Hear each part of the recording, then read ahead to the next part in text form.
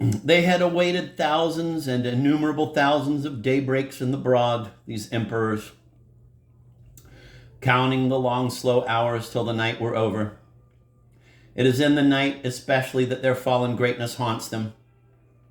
Day brings some distraction. They are not incurious of the lives around them, these little lives that succeed one another so quickly. To them, in their immemorial old age, youth is a constant wonder. And so is death, which to them comes not. Youth or death, which, they had often asked themselves, was the goodlier? But it was ill that these two things should be mated. It was ill come, this day of days. Long after the Duke was in bed and asleep, his peal of laughter echoed in the ears of the emperors. Why had he laughed? And they said to themselves, we are very old men and broken, and in a land not our own. There are things that we do not understand. Brief was the freshness of the dawn.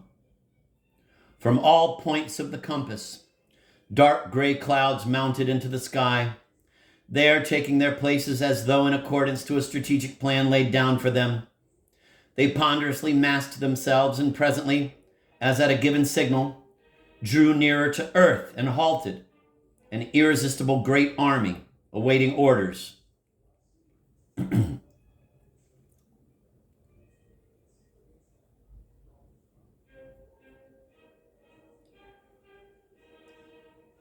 Somewhere under cover of them, the sun went his way, transmitting a sulphurous heat. The very birds in the trees of Trinity were oppressed and did not twitter. The very leaves did not whisper. Out through the railings and across the road prowled a skimpy and dingy cat. Out through the railings and across the road prowled a skimpy and dingy cat, trying to look like a tiger. It was all very sinister and dismal. The hours passed. The broad put forth, one by one, its signs of waking. Soon after 8 o'clock, as usual, the front door of the Duke's lodgings was opened from within. The emperors watched for the faint cloud of dust that presently emerged, and for her whom it preceded. To them, this first outcoming of the landlady's daughter was a moment of daily interest. Katie! They had known her as a toddling child and later as a little girl scampering off to school, all legs and pinafore and streaming golden hair, and now she was 16 years old. Her hair, tied back at the nape of the neck, would very soon be, quote, up, end of quote. Her big blue eyes were as they had always been, but she had long passed out of pinafores into aprons, had taken on a sedateness befitting her years and her duties, and was anxious to be regarded rather as an aunt than as a sister by her brother Clarence, aged 12. The emperors had always predicted that she would be pretty. And very pretty she was.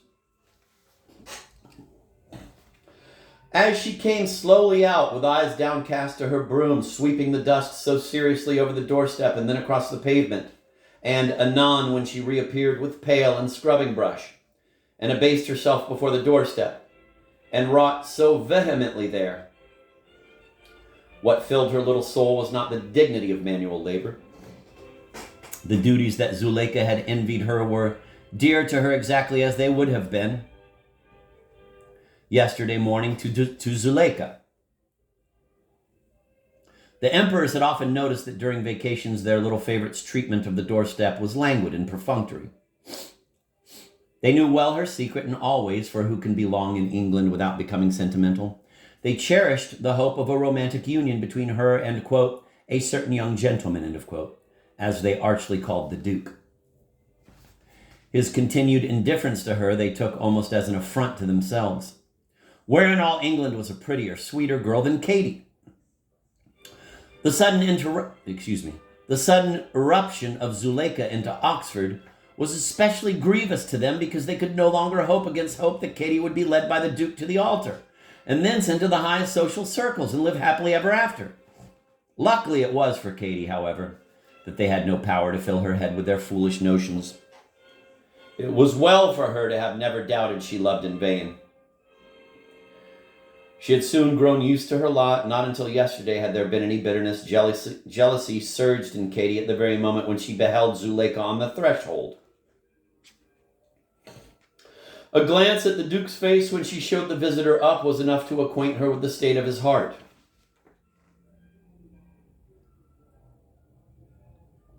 And she did not, for confirming her intuition, need the 2 or 3 opportunities she took of listening at the keyhole. What in the course of those informal audiences did surprise her, so much indeed that she could hardly believe her ear, was that it was possible for a woman not to love the Duke. Her jealousy of, quote, that Miss Dobson, end of quote, was for a while swallowed up by her pity for him. What she had borne so cheerfully for herself, she could not bear for her hero. She wished she had not happened to listen.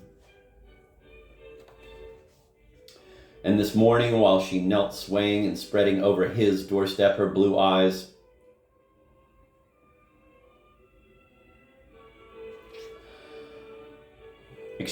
And this morning, while she knelt swaying and spreading over his doorstep, her blue eyes added certain tears to be scrubbed away in the general moisture of the stone. Rising, she dried her hands in her apron and dried her eyes with her hands, lest her mother should see that she had been crying. She loitered outside the door. Suddenly, her roving glance chanced to a stare of acute hostility. Suddenly, her roving glance changed to a stare of acute hostility. She knew well that the person wandering towards her was, no, not, quote, that Miss Dobson, end of quote, as she had for the fraction of an instant supposed, but the next worst thing. It has been said that Melisande indoors was an evidently French maid. Out of doors, she was not less evidently Zuleika's. Not that she aped her mistress. The resemblance had come by force of propinquity and devotion. Jesus, propinquity. Fuck.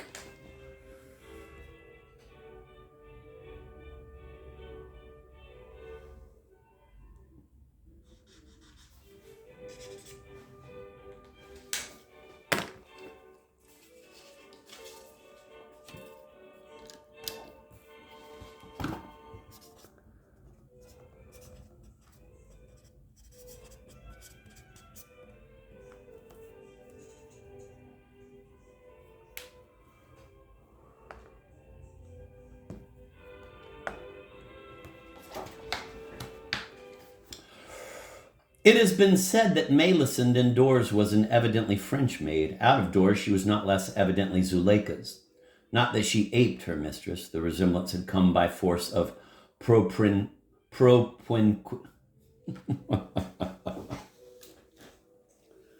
This is a very new word to me. It has been said that Melisande indoors was an evidently French maid. Out of doors, she was not less evidently Zuleika's. Not that she aped her mistress. The resemblance had come by force of propinquity and devotion. Nature had laid no basis for it. Not one point of form or color had the 2 women in common. It has been said that Zuleika was not strictly beautiful. Melisande, like most French women, was strictly plain. But in expression and port, in her whole tournure, she had become, as every good maid does, her mistress' replica. The poise of her head, the boldness of her regard and brilliance of her smile, the leisurely and swinging way in which she walked with a hand on the hip, all these things of hers were Zuleika's too. She was no conqueror. None but the man to whom she was betrothed, a waiter at the Café Tourtel named Peleus, had ever paid court to her, nor was she covetous of other hearts. Yet she looked victorious and insatiable of victories, and, quote, terrible as an army with banners, end of quote.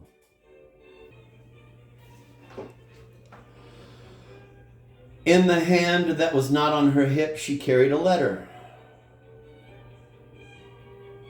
And on her shoulders, she had to bear the full burden of the hatred that Zuleika had inspired in Katie. But this she did not know. She came glancing boldly, leisurely at the numbers on the front doors. Katie stepped back onto the doorstep, lest the inferiority of her stature should mar the effect of her disdain. Good day. Is it here that Duke d'Orsay lives? Asked Melisande, as nearly accurate as a Gaul may be in such matters.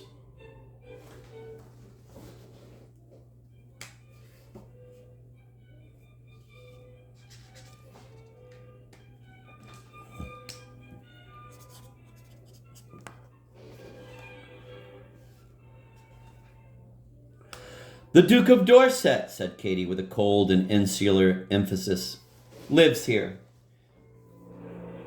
And you, she tried to convey with her eyes, you, for all your smart black silk, are a hireling. I am Miss Batch. I happen to have a hobby for housework. I have not been crying. Then please mount this to him at once, said Melisande, holding out the letter. It is from Miss Dobson's part. Very express. I wait response. You are very ugly, Katie signaled with her eyes. I am very pretty. I have the Oxfordshire complexion and I play the piano.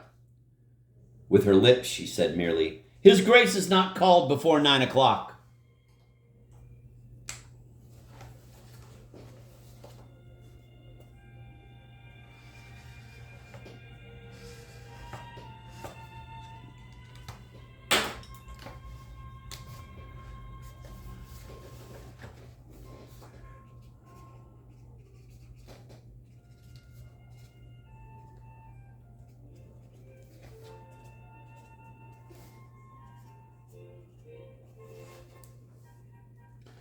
I'm going to repeat that because I've never before heard a writer say what someone said with their eyes. You are very ugly, Katie signaled with her eyes. I am very pretty. I have the Oxfordshire complexion, and I play the piano. With her lips, she said merely, His Grace is not called before 9 o'clock, but today you go wake him now. Quick, is it not? Quite out of the question, said Katie. If you care to leave that letter here, I will see that it is placed on His Grace's breakfast table with the morning's post. For the rest, added her eyes, down with France. I find you droll, but droll, my little one, cried Melisande. Katie stepped back and shut the door in her face. Like a little empress, the emperors commented. The Frenchwoman threw up her hands and apostrophized heaven. Man, this guy's out of control.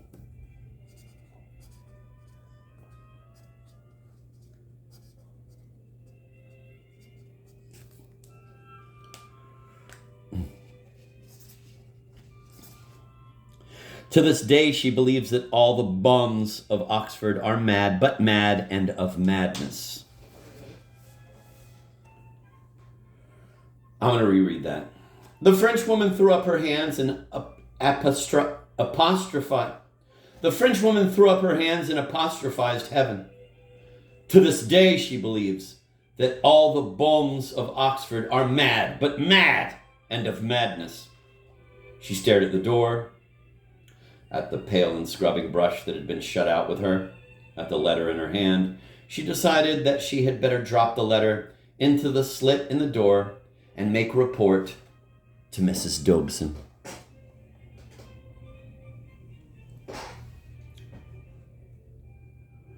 As the envelope fell through the slit to the doormat, Katie made at Melisande a grimace which, had not the panels been opaque, would have astonished the emperors.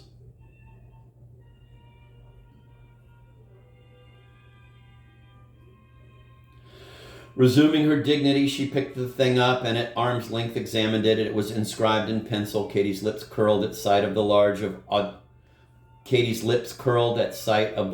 audacious handwriting. But it is probable that whatever kind of handwriting Zuleika might have had would have been just the kind that Katie would have expected.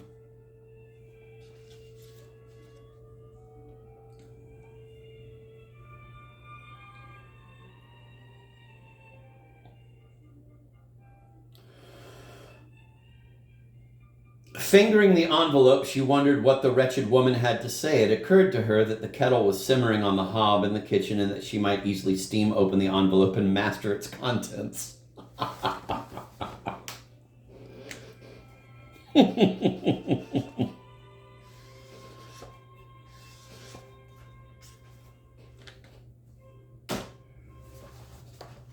However, her doing this would have in no way affected the course of the tragedy. And so the gods, being today in a strictly artistic mood, prompted her to mind her own business. Laying the Duke's table for breakfast, she made, as usual, a neat rectangular pile of the letters that had come for him by post. Zuleika's letter she threw down askew. That luxury she allowed herself. And he, when he saw the letter, allowed himself the luxury of leaving it unopened a while, whatever its purport. He knew it could but minister to his happy malice. A few hours ago, with what shame and dread it would have stricken him. Now it was a dainty to be dallied with. His eyes rested on the black tin boxes that contained his robes of the garter. Hateful had been the sight of them in the watches of the night when he thought he had worn those robes for the last time. But now, he opened Zuleika's letter. It did not disappoint him. Quote, "Dear Duke, do forgive me. I am beyond words ashamed of the silly, tomboyish thing I did last night.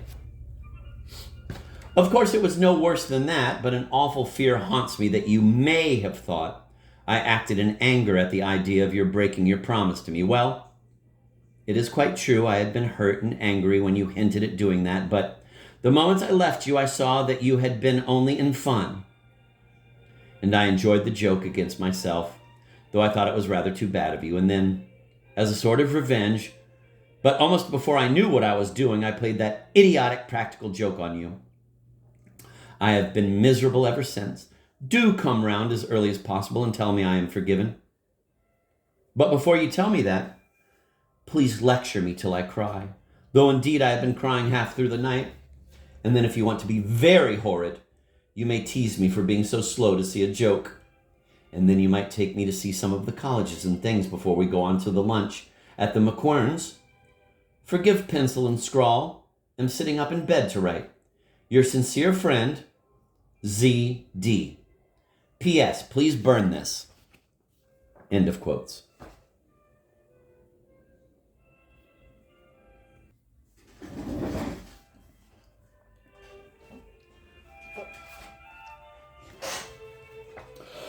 At that final injunction, the Duke abandoned himself to his mirth. Please burn this, poor dear young woman. How modest she was in the glare of her diplomacy. Why, there was nothing, not one phrase, to compromise her in the eyes of a coroner's jury.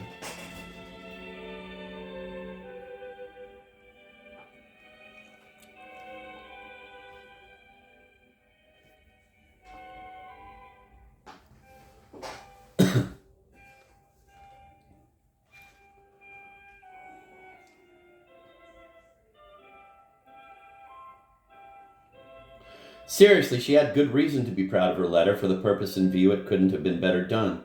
That was what made it so touchingly absurd. He put himself in her position. He pictured himself as her, sitting up in bed, pencil in hand to explain away, to soothe, to clench and bind. Yes, if he had happened to be some other man, one whom her insult might have angered without giving love its death blow, and one who could be frightened out of not keeping his word. This letter would have been capital. He helped himself to some more marmalade and poured out another cup of coffee. Nothing is more thrilling, thought he, than to be treated as a cully by the person you hold in the hollow of your hand. But within this great irony lay, to be glided over, another irony. He knew well in what mood Zuleika had done what she had done to him last night.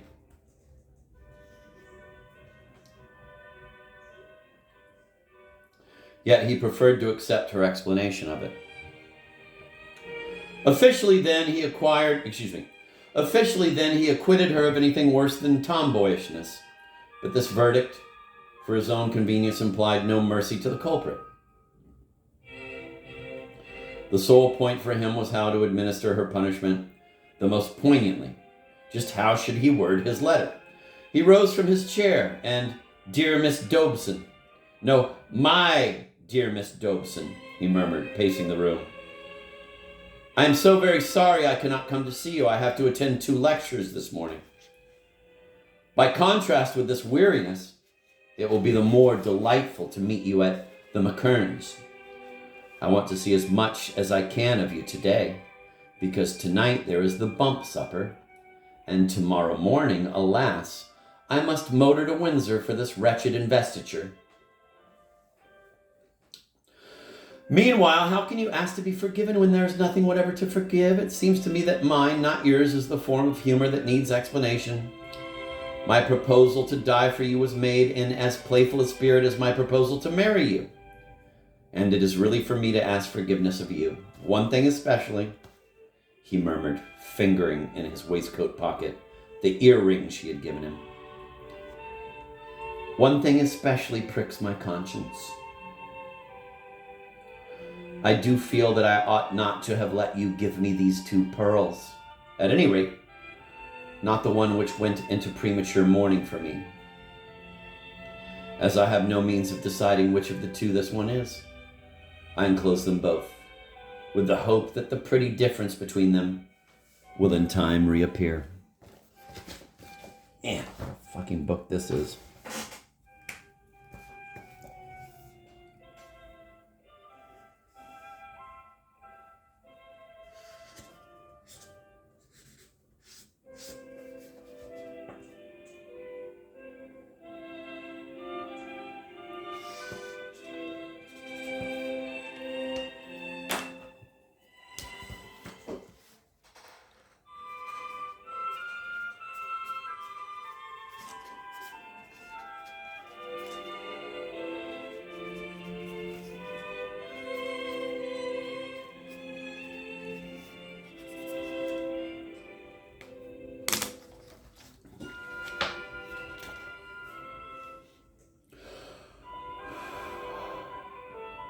As I have no means of deciding which of the 2 this one is, I enclose them both with the hope that the pretty difference between them will in time reappear.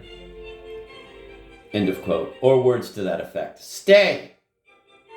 Why not add to the joy of contriving that effect the greater joy of watching it?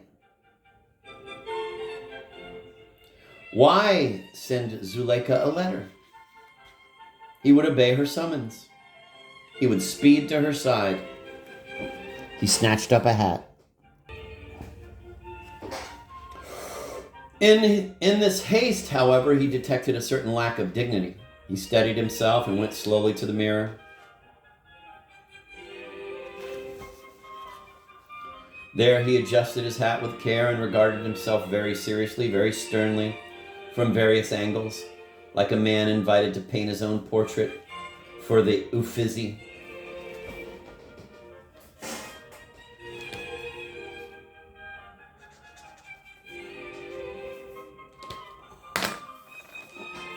He must be worthy of himself. It was well that Zuleika should be chastened. Great was her sin. Out of life and death she had fashioned toys for her vanity. God, that fucking phrase.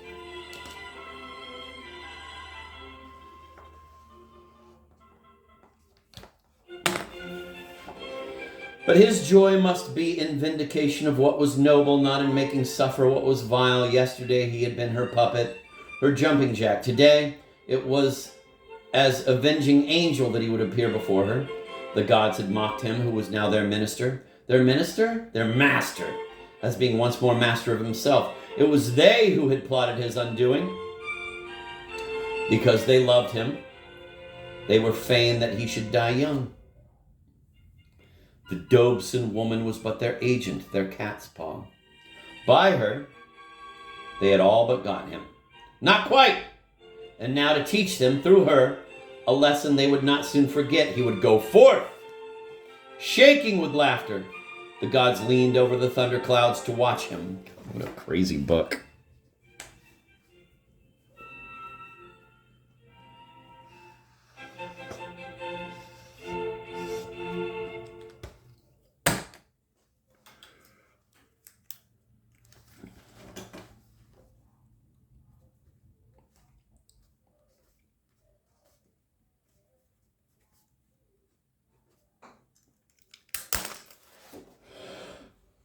On the well-whitened doorstep, he was confronted by a small boy in uniform bearing a telegram. "Duke of Dorset," asked the small boy. Opening the envelope, the Duke saw that the message, with which was a prepaid form for reply, had been handed in at the Tankerton post office. It ran thus, quote, "Deeply regret inform your grace last night 2 black owls came and perched on battlements, remained there through night, hooting at dawn flew away, none knows whither, awaiting instructions, signed Jellings."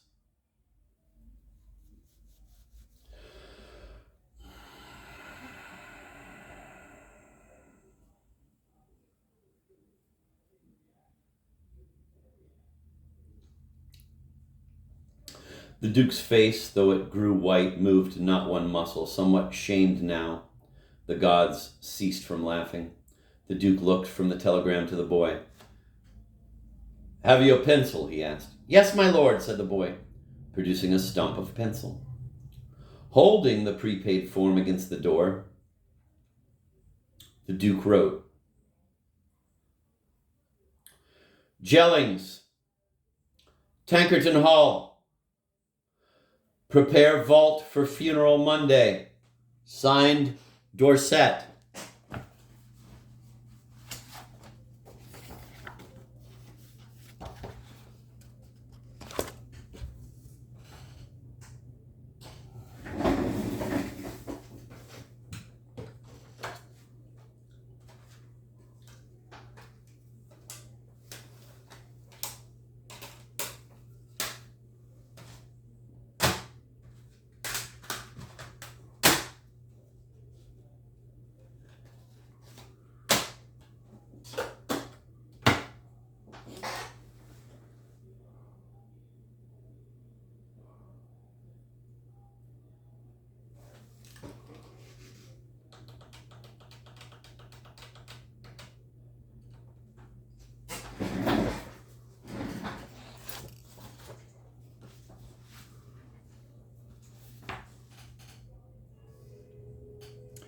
His handwriting was as firmly and minutely beautiful as ever.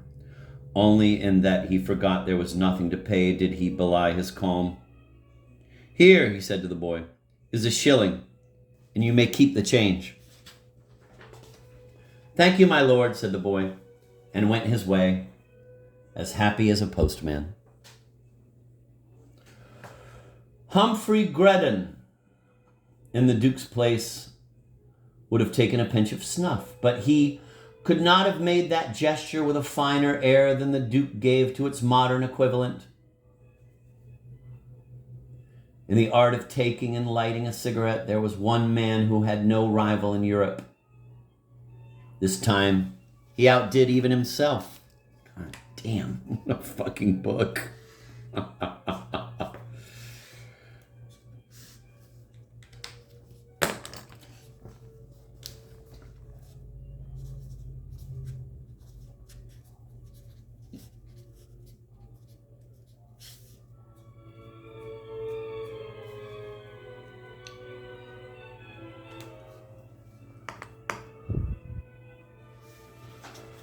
I'm going to reread that. It was so good. Humphrey Greddon, in the Duke's place, would have taken a pinch of snuff, but he could not have made that gesture with a finer air than the Duke gave to its modern equivalent. In the art of taking and lighting a cigarette, there was one man who had no rival in Europe. This time he outdid even himself.